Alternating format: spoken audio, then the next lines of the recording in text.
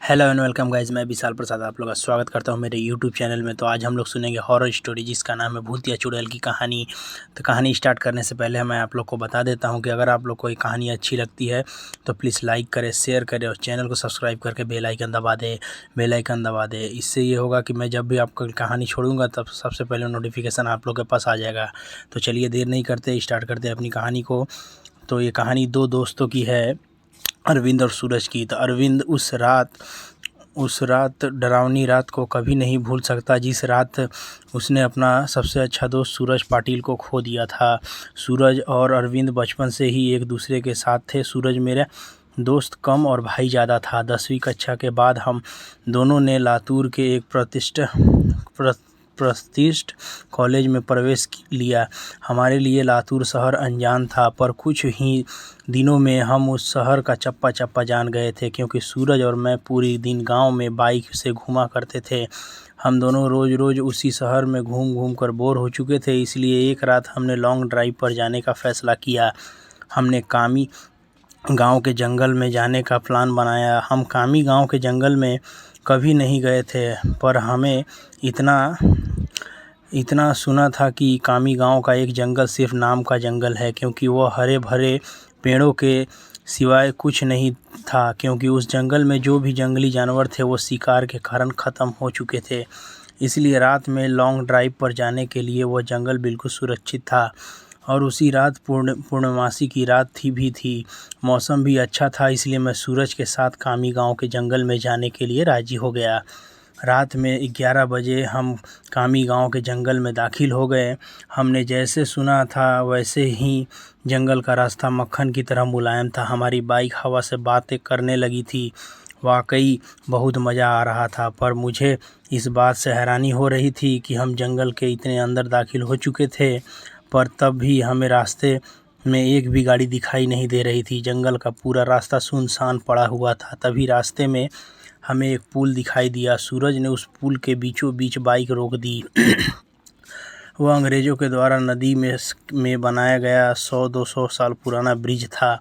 पुल के बगल में एक बड़ा सा बोर्ड लगा हुआ था और उस पर लिखा हुआ था एस.टी. George bridge. हम दोनों पुल पर गए और खड़े हो गए। पुल के नीचे से नदी बह रही थी और कोमल हवाएं चल रही थी। नदी के बहती हुई पानी में चांद दिखाई दे रहा था। इतने में दूर जंगल से भेड़िया की रोने की आवाज़ आई और पुल के ऊपर से बहने वाली हवाएं अचानक रुक गई।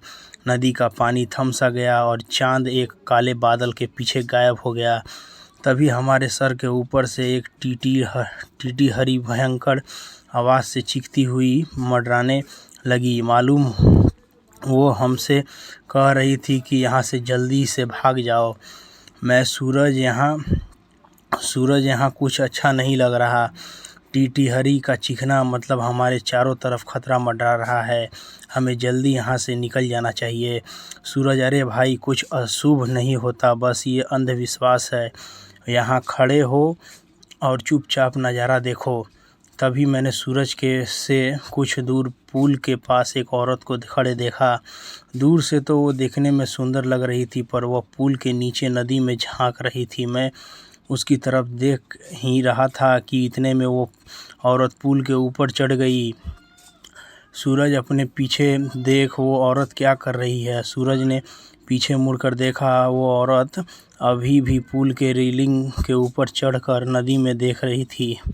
सूरज भाई, वो खुदकुशी करने की कोशिश कर रही है, सूरज ने मुझसे कहा। खुदकुशी, ये सब सुनकर मेरे हाथ पैर कांपने लगे, क्योंकि जब मैं एक बच्चा था तब मेरे दादाजी ने खुद को फांसी लगा लिया था, खुदकुशी कर ली थी, और वो मैं ही था जो उन्हें पहली बार फांसी पर लटकते हुए देखा था। इधर सूरज उस औरत को रोकने के लिए उसकी तरफ भागा, लेकिन मैं वहीं खड़ा रहा, क्योंकि फांसी पर लटकते हुए मेरे दादाजी मेरे सामने आ रहे थे। सूरज तेज़ी से चिल्लाया, अरे चाची, क्या कर रही हो? उतरो, वहाँ से गिर जाओगी। सूरज की आवाज़ सुनकर मैं होश में आया। सूरज उस औरत के बहुत ही करीब पहुँचा था और तभी वो औरत नदी में कूद गई। तब तक मैं दौड़ते हुए सूरज के पास जा पहुँचा। वो औरत हमारे सामने नदी में डूब रही थी और चीख रही थी, बचाओ बचाओ, पर हम उसे सिर्फ डूबते हुए देख रहे थे क्योंकि हम दोनों बहुत ज़्यादा डर गए थे।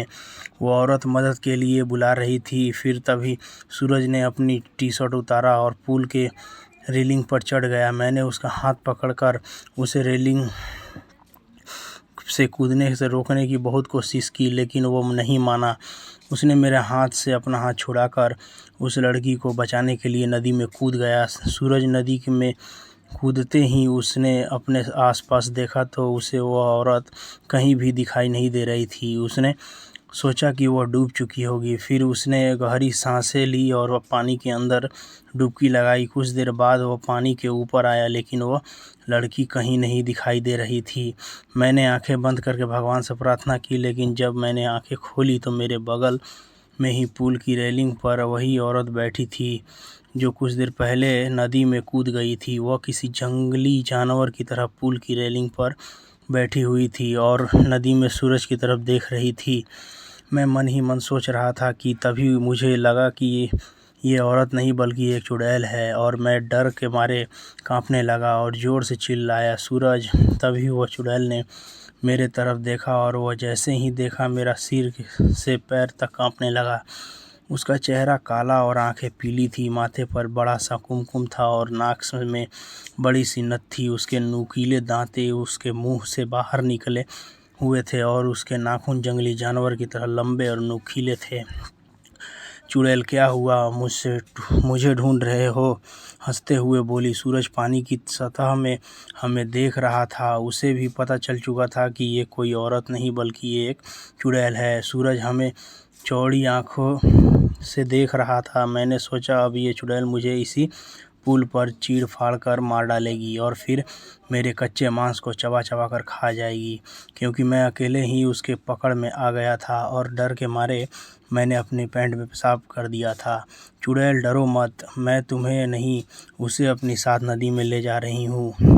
जब मैं ये सुना तो मेरा दिल डर से दहल उठा। मैंने सूरज से चिल्लाते हुए कहा, सूरज जल्दी से पानी से बाहर निकलो, नहीं तो ये चुड़ैल तुम्हें अपनी पानी में ले जाएगी। सूरज पूरी तरह से डर गया था। उसके हाथ पैर सुन्न हो गए थे। उसे एहसास हो गया था कि वह नदी में से बाहर नहीं निकल पाएगा, क्योंकि वह नदी के बीचों बीच था। चुड़ैल मेरी तरफ देखकर मुस्कुराई और फिर नदी में छलांग लगा दी। सूरज आखिरी बार चिल्लाया और चुड़ैल उसे पानी में अपने साथ ले गई। कुछ देर तक पानी में से बुलबुले निकलते रहे, पर कुछ देर के बाद वो भी बंद हो गए। मैं आंखें फाड़ फाड़ कर नदी में देख रहा था और सूरज को पुकारता रहा, और इतने में नदी के पानी में खून दिखाई दिया। मेरी आंखों से आंसू आ गए और मैं समझ गया कि उस चुड़ैल ने सूरज को मार दिया। मैं वो सदमा बर्दाश्त ना कर सका। मेरी आंखों के सामने अचानक अंधेरा छा गया और मैं उसी जगह पर बेहोश हो गया। जब मुझे होश आया तब सुबह हो चुकी थी। मैं 4-5 लोगों से घिरा हुआ था। पुल पर काफ़ी सारे लोगों की भीड़ जमी हुई थी। लोग पुल के नीचे झांक कर देख रहे थे। मैं उठा और दौड़कर पुल के पास गया और देखा पानी में नदी के किनारे सूरज की लाश तैर रही थी। उस चुड़ैल ने बड़े ही बेदर्दी से सूरज के सीने से दिल निकाल लिया था। मेरा सबसे अच्छा दोस्त मुझे छोड़कर चला गया था।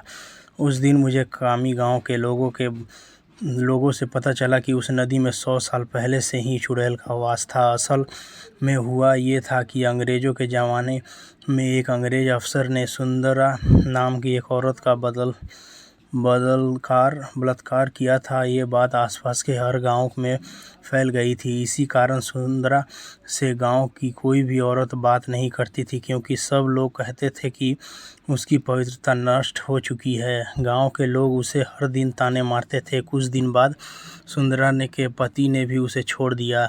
तब सुंदरा अपने घर चली गई। कामी गांव ही उसका मायका था, लेकिन वहाँ भी उसे बहुत सारी बेइज्जती झेलनी पड़ी।